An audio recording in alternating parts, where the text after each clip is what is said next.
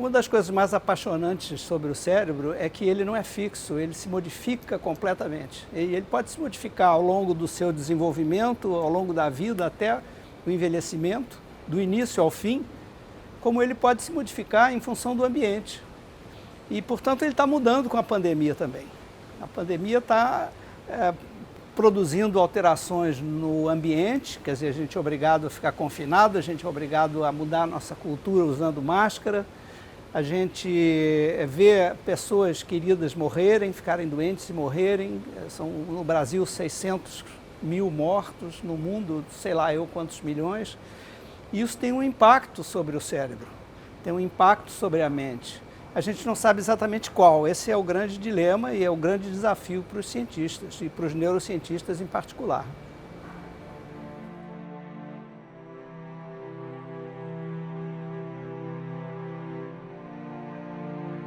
Eu tenho uma relação com a ciência e os laboratórios desde criança, porque não só meu pai era um pesquisador do Instituto Oswaldo Cruz, como minha mãe era química.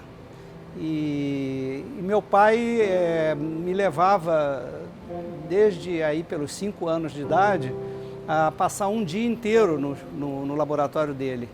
E eu amava aquilo, primeiro que era um dia que eu podia matar a escola oficialmente. Segundo, que era um dia em que eu passava olhando no microscópio, vendo diferentes coleções de insetos, borboletas. E eu tinha um padrinho que era lá de lá também, que se chamava Aiti Musache, que era um grande cientista também. Ambos, Aiti Musache e meu pai, foram um dos 10 cientistas caçados pela ditadura em 1970. Então eu tive um convívio desde criança com o laboratório e a atividade que se faz dentro dele. Isso certamente influenciou muito forte a minha tendência a fazer pesquisa, né?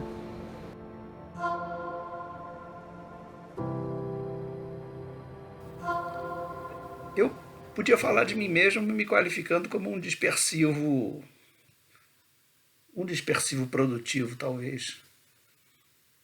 Dispersivo significa que é algo que a gente não deve aconselhar aos alunos. Quer dizer, tudo que um cientista não precisa ser, ou não pode ser, ou não deve ser, é dispersivo. Ele tem que ser focado, ele tem que ser persistente. Mas é uma questão de personalidade. Entrei na faculdade de medicina, querendo fazer genética, não querendo ser médico. Depois me apaixonei pela neurociência, atraído por Eduardo Oswaldo Cruz e Carlos Eduardo Rocha Miranda. Mas a dispersão me levou a uma militância política. E eu comecei a participar de movimentos, etc., até que fui preso.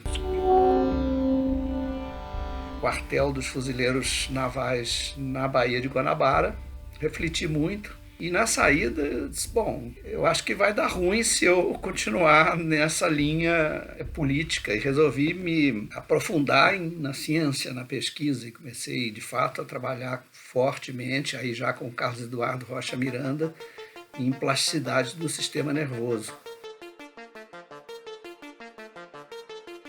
Mas a dispersão não me largou e eu tinha que fazer alguma coisa de significado social que me apaziguava, me causava prazer e me dava um senso de responsabilidade que, de outra forma, eu não tinha. E aí eu comecei a militar na época da SBPC, eu fui secretário regional do Rio de Janeiro, e com isso eu me reuni com outros colegas e fundamos a revista Ciência Hoje, que depois se transformou no Instituto Ciência Hoje. E ainda enrolado com esses 2 polos, eu fui fazer um pós-doutorado nos Estados Unidos, no Massachusetts Institute of Technology, departamento de psicologia.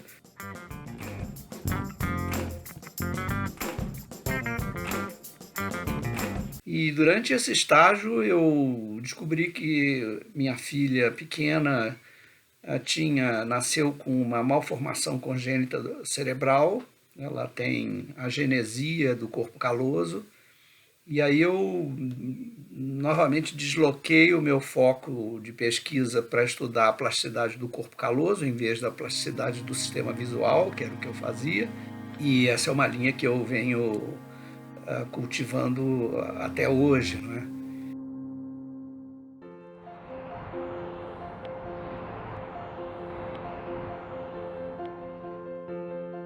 Bom, aí voltei para o Brasil, trabalhando já com plasticidade do corpo caloso e fui me metendo em várias outras coisas, vários outros projetos.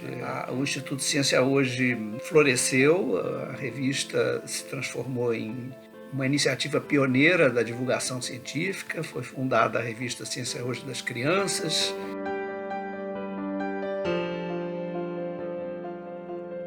Ao mesmo tempo, aquele senso de estar conectado no mundo me fez tentar escrever um livro, e eu fiquei 10 anos escrevendo os 100 bilhões de neurônios. Depois eu resolvi escrever um livro para crianças, porque eu comecei a achar que a minha linguagem ainda era muito técnica e eu tinha que aprender a falar para crianças. O meu primeiro problema é quando eu escrevi os primeiros livros do Zé Neurin, né? Eu dei para uma pessoa especializada em literatura infantil e ela me cravou logo de início que os nomes dos personagens que eu tinha escolhido eram completamente fora de época. Eu tinha escolhido nomes da época de Monteiro Lobato e os nomes eram completamente diferentes atualmente.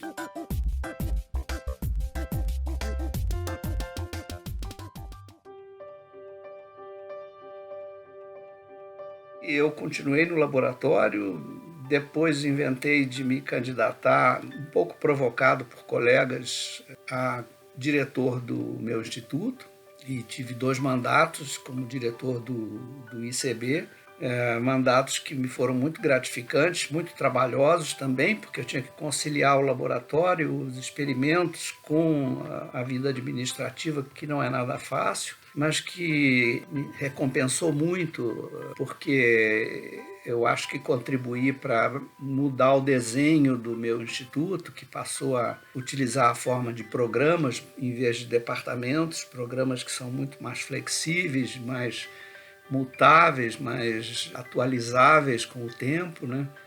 Também foi importante ter conseguido recursos do Ministério da Saúde, da FINEP, de emendas parlamentares para construir o edifício Leonardo da Vinci, que já está em pé e já está com uma parte, 1/3 funcionante, com novos laboratórios.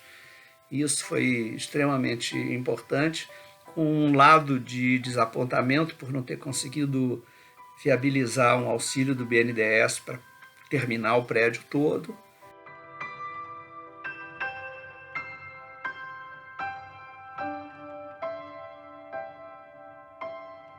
E aí a minha dispersividade assumiu um clímax quando eu terminei o segundo mandato de diretor e comecei a achar que eu devia fazer alguma coisa pela educação mais amplamente. Então, tentei juntar vários colegas que tinham também essa mesma inquietude e a gente aí conseguiu fundar a Rede Nacional de Ciência para a Educação, que atualmente já tem 150 e poucos pesquisadores associados.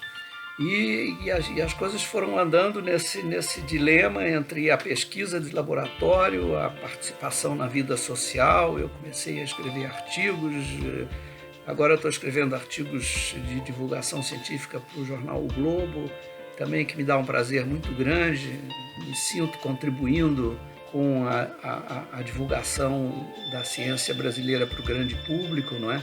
E quando me aposentei há poucos anos do Instituto de Ciências Biomédicas da UFRJ, fiz questão de pedir à congregação do Instituto para manter o laboratório continua.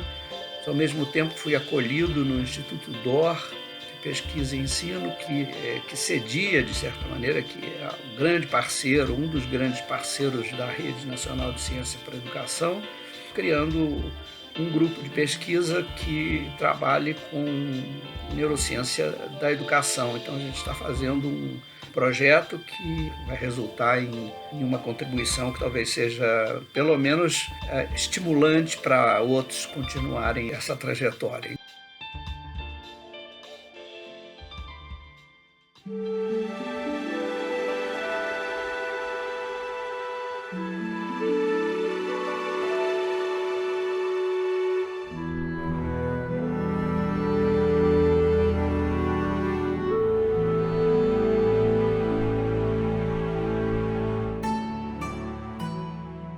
Ganhar uma medalha como essa é uma honra muito grande e um estímulo muito grande, porque a gente está enfrentando não apenas uma pandemia, mas um declínio fulminante no apoio à ciência. É uma contradição, né? A ciência, com um protagonismo tão grande nessa época, está fazendo a diferença no controle da pandemia, e o nosso governo diminuindo recursos, desprestigiando a ciência.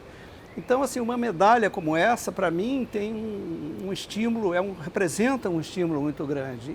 E o mesmo para os meus alunos e para as pessoas que me ouvem eventualmente. Quer dizer, alguém se preocupa com a ciência, alguém estimula a ciência, e isso é inestimável.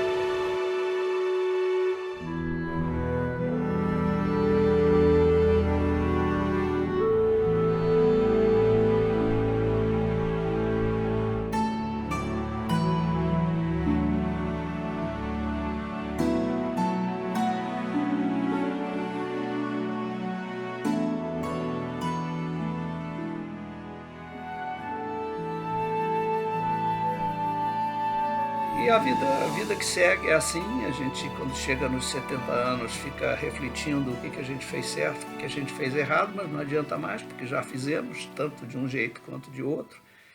E eu só espero agora que os meus colegas de biologia molecular consigam controlar aquela famosa enzima telomerase que toma conta dos nossos cromossomos, e que gerem um mecanismo para que eu possa viver mais uns 50 anos, porque a vida é difícil, mas é bastante divertida.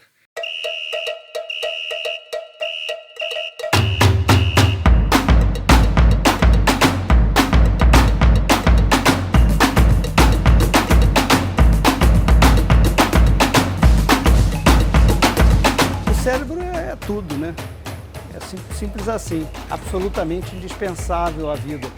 E ele produz não só a nossa vida funcional, enfim, do nosso corpo, do nosso bem-estar, etc., mas a vida cognitiva, a vida emocional. Então é assim, o que nos faz humano é o cérebro.